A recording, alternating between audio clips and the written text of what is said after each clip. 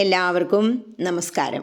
ഇന്ന് നാരായണീയം 16-ാം ദശകത്തിലെ 8-ാമത്തെ ശ്ലോകത്തെക്കുറിച്ച് ചിന്തിക്കാം. ഹരേ നാരായണ.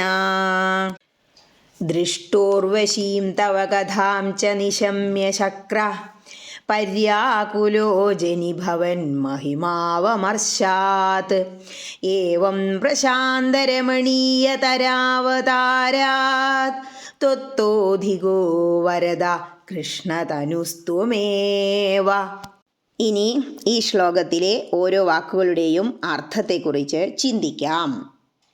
ദൃഷ്ടോർവശീം, ഉർവശിയെ കണ്ടിട്ടും, തവ കഥാം ച നിശമ്യ, അങ്ങയുടെ കഥകൾ കേട്ടിട്ടും.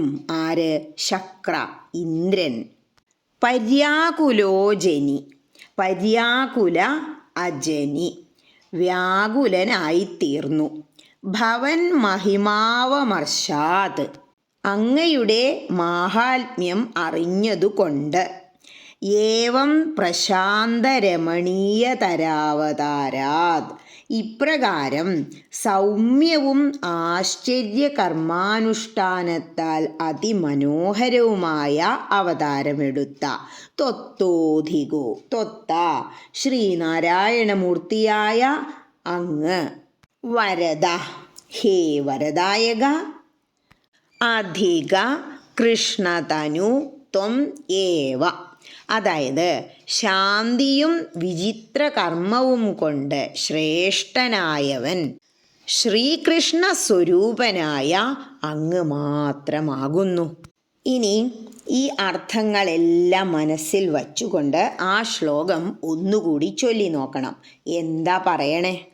അതായത് കഴിഞ്ഞ ശ്ലോകങ്ങളിൽ കാമദേവനും വസന്തവും അപ്സരസുകളും കൂടി നരനാരായണമൂർത്തികളെ തപസ്സിൽ നിന്നിളക്കാൻ വേണ്ടി വന്നു എന്ന് പറഞ്ഞിരുന്നു. അതേസമയം ഭഗവാൻ തൻ്റെ തന്നെ ശരീരത്തിൽ നിന്ന് നിർമ്മിച്ച ഉർവശിയെ അവർക്ക് നൽകുകയാണ് ചെയ്തത്.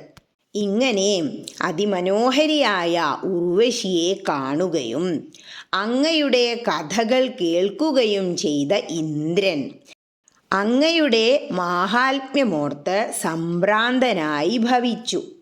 ഹേ വരദാതാവേ, ഈ വിധത്തിലിരിക്കുന്ന അങ്ങയേക്കാൾ മാഹാത്മ്യവും പ്രശാന്തതയും മനോഹാരിതയുമുള്ള അവതാര പുരുഷൻ ശ്രീകൃഷ്ണ ഭഗവാനായിത്തീർന്ന അങ്ങു തന്നെയാണ്. ഈ ശ്ലോകത്തിലൂടെ ഭട്ടേരിപ്പാടിന് എത്രത്തോളം കൃഷ്ണഭക്തി ഉണ്ടായിരുന്നു എന്നത് തെളിഞ്ഞു കാണാം. അതായത് നമ്മളെ സംബന്ധിച്ചിടത്തോളം കൃഷ്ണനാണ് സർവം. പക്ഷേ നരനാരായണമൂർത്തിയുടെ ഒരവതാരം മാത്രമാണ് കൃഷ്ണൻ. എന്നിട്ടും ഇവിടെ കൃഷ്ണനോടുള്ള അമിതമായ ഭക്തി വഴിഞ്ഞൊഴുകുന്നതാണ് നമുക്ക് കാണാൻ കഴിയുക. ഹരേ കൃഷ്ണ.